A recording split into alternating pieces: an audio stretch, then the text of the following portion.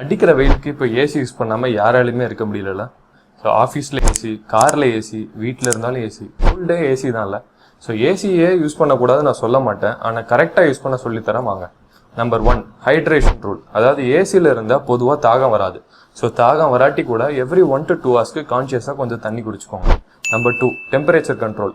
அதாவது ரொம்ப கம்மியான டெம்பரேச்சரான ஒரு 16லேருந்து 18 டிகிரி செல்சியஸ் வச்சுக்காதீங்க. பிகாஸ் சடன் கூலிங் ஆகிறப்போ பாடிக்கு ஸ்ட்ரெஸ் ஆகும். ஸோ அதாவது ஒரு 24 to 26 டிகிரி செல்சியஸ் வச்சாதான் better. So number 3, break the AC cycle. அதாவது எவ்ரி 1 to 2 ஹவர்ஸ்க்கு வெளியே போய் கொஞ்சம் நார்மல் ஏரை ஃபீல் பண்ணுங்க. ஸோ பாடி கொஞ்சம் கிராஜுவலாக அட்ஜஸ்ட் ஆகும். நம்பர் 4, மூவ்மெண்ட் ரொம்ப இம்பார்ட்டன்ட். சேம் பிளேஸில் உட்காந்தா சர்க்குலேஷன் ரொம்ப ஸ்லோ ஆகும். ஸோ ப்ரீவியஸ் வீடியோவில் சொன்ன மாதிரி காஃப் பம்ப் எக்ஸசைஸை அடிக்கடி பண்ணிக்கோங்க. ஸோ உங்களுக்கு சர்க்குலேஷன் ப்ராப்ளமும் வராது.